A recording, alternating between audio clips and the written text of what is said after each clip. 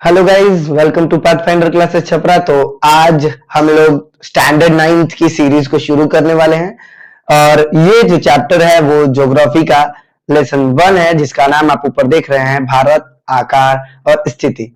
तो आइए चलिए चैप्टर को फटाफट स्टार्ट करते हैं, क्योंकि ज्योग्राफी का लेसन 1 है और पूरी की पूरी ज्योग्राफी की बुक में हमें 9th की ज्योग्राफी की बुक में भारत और उससे संबंधित चीजों को ही पढ़ना है। तो सबसे पहले हम ये जान लेते हैं फर्स्ट चैप्टर में कि भारत की आकार और स्थिति कितनी है, कहां पे है, किस संरचना के तौर पर है।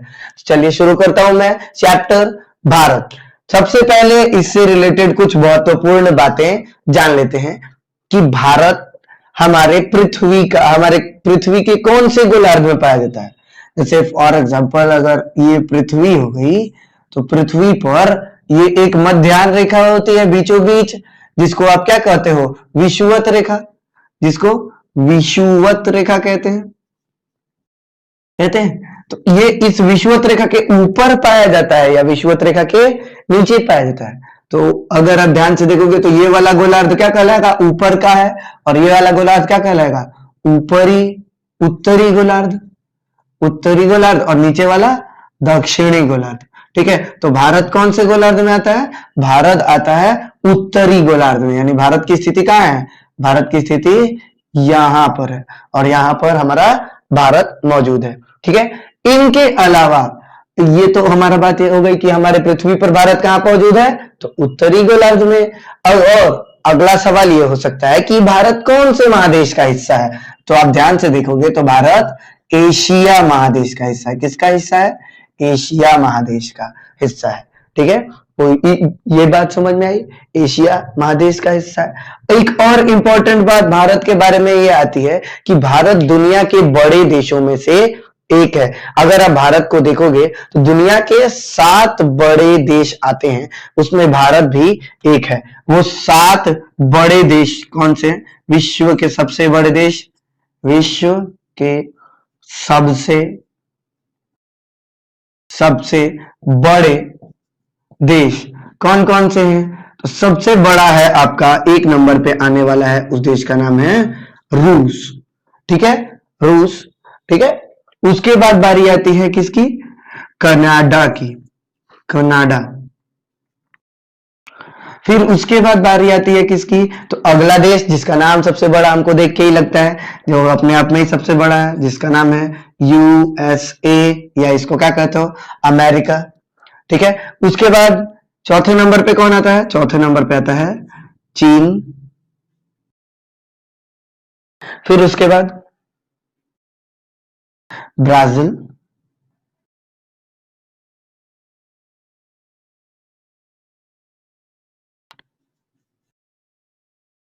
हाँ, उसके बाद हमारा देश कौन सा आता है, उसके बाद अगला देश आता है हमारा ब्राजील। फिर उसके बाद ऑस्ट्रेलिया, छठे नंबर पे आता है ऑस्ट्रेलिया। और 7वें नंबर पे हमारा भारत, ऑस्ट्रेलिया, और 7वें नंबर पे आता है हमारा भारत। यानी कि भारत हमारा कितना नंबर पे आता है, 7वें नंबर पे। यानी विश्व के सबसे बड़े देशों में इसका आकार कितना है, 7वां। और ये किसके आधार पर बात कर रहे हैं, हम लोग किसके आधार पर बात कर रहे हैं, तो क्षेत्रफल के आधार पर विश्व का ये 7वां बड़ा देश है, और जनसंख्या के आधार पर विश्व का दूसरा बड़ा देश है। यानी कि क्षेत्रफल अगर यहां पर लिखा रहे, क्षेत्रफल अगर यहाँ पर लिखा रहे तो ये विश्व का कौन सा देश है, 7वां बड़ा देश है। और अगर यहाँ पर सिर्फ और सिर्फ जनसंख्या लिखा रहे तो विश्व का दूसरा बड़ा देश है। इसके अलावा भी भारत का क्षेत्रफल कितना है, भारत का क्षेत्रफल है 32,87,263 किलोमीटर। भारत का क्षेत्रफल कितना है, किलोमीटर स्क्वायर भारत का क्षेत्रफल है। भारत का एरिया अगर कोई पूछे तो भारत का क्षेत्रफल कितना है, 32,87,263 किलोमीटर। ऑब्जेक्टिव में आता है, बहुत ज्यादा पूछा गया सवाल है, तो इतने में कोई समस्या नहीं।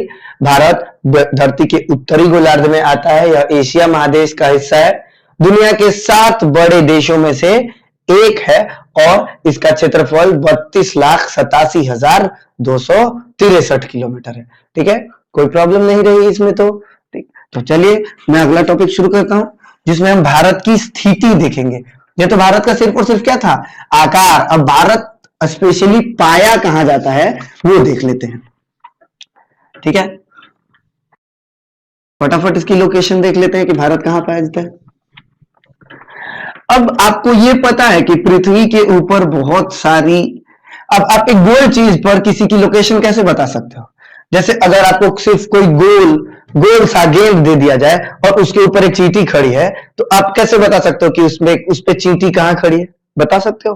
नहीं ना, नहीं बता सकते, क्योंकि आपको उसका एरिया, उस पे कहां पे कौन सी चीज खड़ी है नहीं पता होती। तो आप क्या करते हो, उस पे इमेजिन कर लेते हो कि ये, हाँ मान लेते हो कि यहां से चींटी 3 भाग ऊपर है, 3 उंगली ऊपर है, ऐसा मान लेते हो कि नहीं मान लेते हो? तो वैसे ही धरती पर भी हमारी लोकेशन बताना मुश्किल था, इसीलिए हमारी धरती के ऊपर 2 टाइप की रेखाएं खींची गई। एक ऐसी रेखा है, ठीक है, एक ऐसी रेखा है, समझ में आ रहा है, और एक ऐसी रेखा है यहां से ऐसे, ठीक है।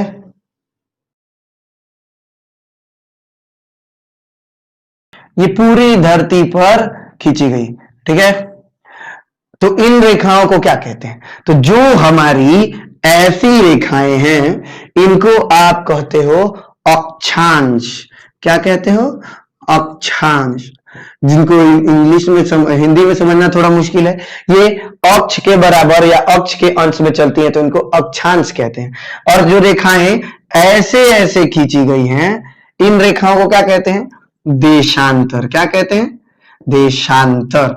देशांतर, ठीक है, देशांतर, ठीक है। इन रेखाओं को कहते हैं अक्षांश, इनको कहते हैं देशांतर। अगर अंग्रेजी जानना है तो इनको कहते हो आप लैटिट्यूड और इनको कहते हो आप लॉन्गिट्यूड, ठीक है, लॉन्गिट्यूड, ठीक है। इसको सिंपल शब्द में बोला जाए तो आप बोल सकते हो कि जो रेखाएं लेटी हुई है ना, जो लेटी हुई लाइन है उसको आप लेटीट्यूड, और जो लंबी लंबी लंबी लाइन है उसे लॉन्गिट्यूड कहते हैं, ठीक है। इससे समझना आसान हो जाता है। तो इस तरीके की रेखाएं खींची गई हैं ताकि आप भारत की लोकेशन बता सको। अब अगर बताओ मैं यहाँ पे कोई चीज जैसे ए रख दिया हूं तो आप बता सकते हो कि ए कहां है, तो आप काउंट करके बता सकते हो कि 1 2 3 4, 1 2 3 4, चौथे डब्बे में, ऐसे वाले में चौथे डब्बे में, और ऐसे वाले में 1 2 3 4 5, यानी पांचवें डब्बे में। तो आप इसको क्या बोल सकते हो? 4 5। यानी जैसे आपने ज्यामिति में पढ़ा है ना, ग्राफ पे कैसे बता देते हो कि 4 और 5, तो अगर मैं उठाऊं तो देखूंगा क्या, 1 2 3 4, 4 पे ये आया है, 1 2 3 4 5 पे ये आया है, 4 और 5, लोकेशन पता चल गई। तो वैसे ही हर देश की कोई ना कोई एक लोकेशन होती है, कोई ना कोई एक स्थिति होती है, उस स्थिति को हम समझ लेते हैं। अब अगर भारत की कोई स्थिति पूछता है तो धरती पर उस भारत की स्थिति क्या है, ठीक है, तो वही हम देखने वाले हैं अभी, धरती पर भारत की स्थिति क्या है।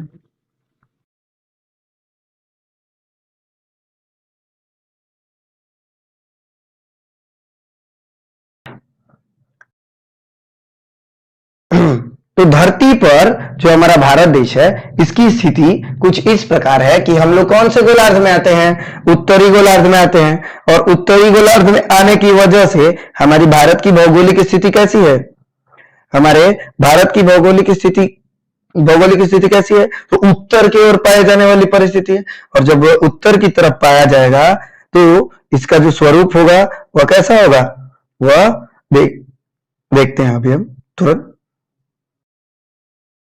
हाँ ठीक है, तो ये बोल रहा है कि इसका अगर ये उत्तर की तरफ पाया जाता है, उत्तर के डायरेक्शन में, तो भारत की स्थिति अगर कोई पूछे तो कहाँ है, तो ये ऐसे ही कुछ हमारा भारत है, ऐसे ही है लगभग। हम ड्राइंग में अंदाज लगाते हैं भारत की परिस्थितियों को।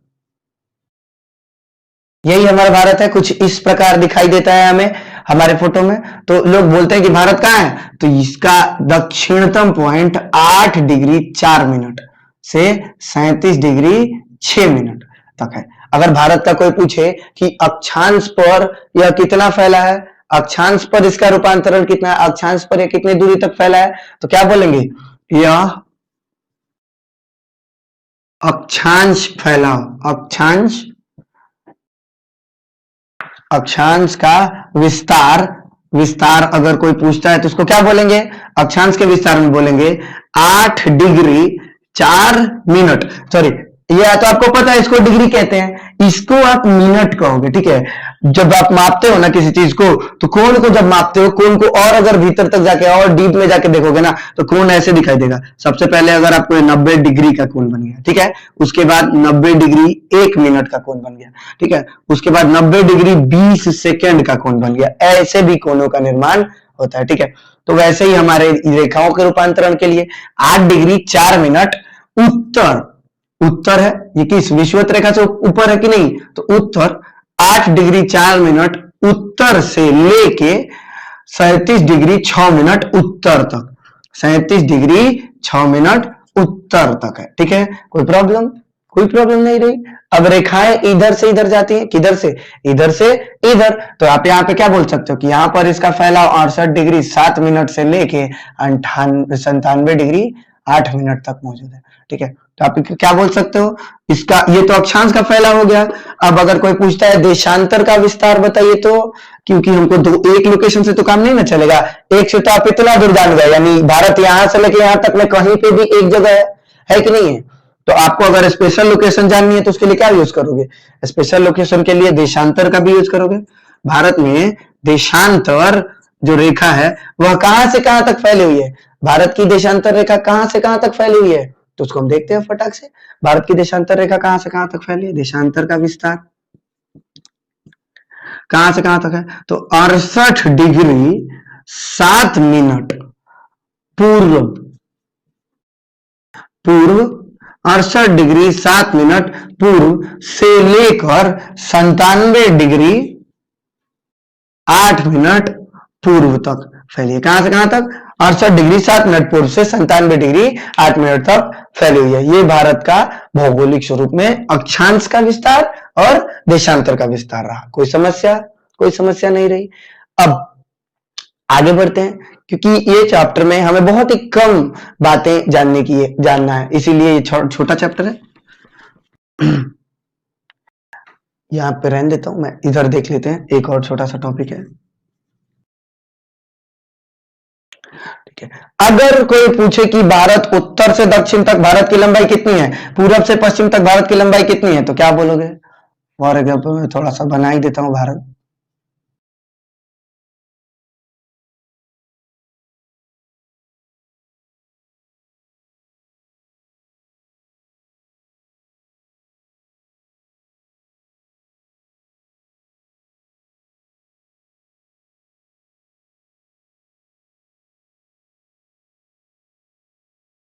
अगर ये हमारा भारत है, बढ़िया नहीं बनाया समझ रहा हूं, अगर ये हमारा भारत है तो इसकी पूरब से, मतलब इस पॉइंट से, यहां जो पॉइंट आ रहा है, ये पूरब से ये इसकी यहां तक की लंबाई कितनी है, और ये अगर कोई पूछे कि ऊपर से इसकी लंबाई यहां से यहां तक इसकी लंबाई कितनी है, क्योंकि मैं बीच में नहीं खींच रहा क्योंकि अच्छा नहीं लगेगा बीच में खींचेंगे तो ये लंबाई जो इसकी है वो है 2933 किलोमीटर। कितनी है, 2933। यानी कि अगर कोई पूछे कि भारत पूरब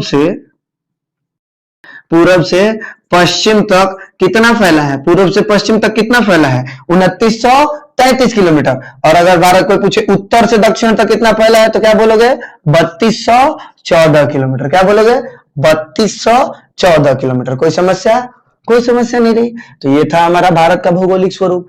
अब एक और बात, ये विषुवत रेखा गुजरती है ना, वैसे ही दो बड़ी रेखाएं भी हैं। इस पार गुजरती है एक रेखा जिसका नाम है मकर रेखा, ये बहुत इंपॉर्टेंट रेखा है, और इस पार एक गुजरती है उसका नाम है कर्क रेखा, ठीक है। कर्क रेखा, जिन देशों से कर्क या मकर रेखाएं गुजरती है उन देशों का क्लाइमेट पूरा का पूरा बदल जाता है, पूरी की पूरी भौगोलिक परिस्थिति बदल जाती है। तो भारत के बीचों बीच से ऐसे होते हुए भारत के बीच से कर्क रेखा गुजरती है। भारत के बीच से कौन सी रेखा गुजरती है, कर्क रेखा, कर्क रेखा। ये कर्क रेखा है, भारत के बीच से गुजरती है और भारत के 8 बड़े राज्यों को काटकर जाती है, ठीक है। कोई प्रॉब्लम, कोई प्रॉब्लम नहीं रही ना। तो हम बता देते हैं इधर, कर्क रेखा भारत के किन 8 राज्यों से गुजरती है, भारत के राज्य, कर्क रेखा भारत के किन राज्यों से गुजरती है, ये वाला टॉपिक है। ठीक है, तो ये भारत के किन किन राज्यों से गुजरती है। सबसे पहला राज्य होता है जिससे गुजरती है, उसका नाम है गुजरात। ठीक है, उसके बाद ये एक है, दूसरा नाम क्या है? उसके बाद दूसरा राज्य है जिससे गुजरती है, उसका नाम है राजस्थान। क्या नाम है? राजस्थान। तीसरा नाम क्या है? तीसरा नाम है मध्य प्रदेश। मध्य प्रदेश। ठीक है, और चौथा नाम क्या है? चौथा नाम क्या है? चौथा नाम है छत्तीसगढ़। छत्तीसगढ़। पांचवा झारखंड। छठा पश्चिम बंगाल। पश्चिम बंगाल। सातवां त्रिपुरा। और आठवां मिजोरम।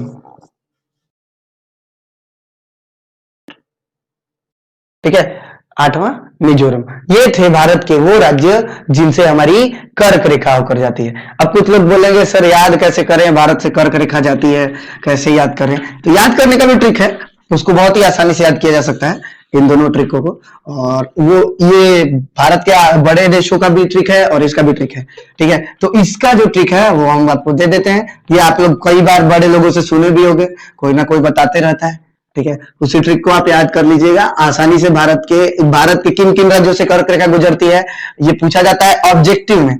ठीक है, दे देगा कि निम्न में से कौन से राज्य से कर्क रेखा नहीं गुजरती, तो आपको कैसे याद रहेगा? गुजरती है तो याद है, कैसे याद रहेगा? ठीक है, तो इसीलिए हम एक ट्रिक बना देते हैं, उसको आप आसानी से याद कर सकते हैं। उस ट्रिक का नाम है मित्र पर गमछा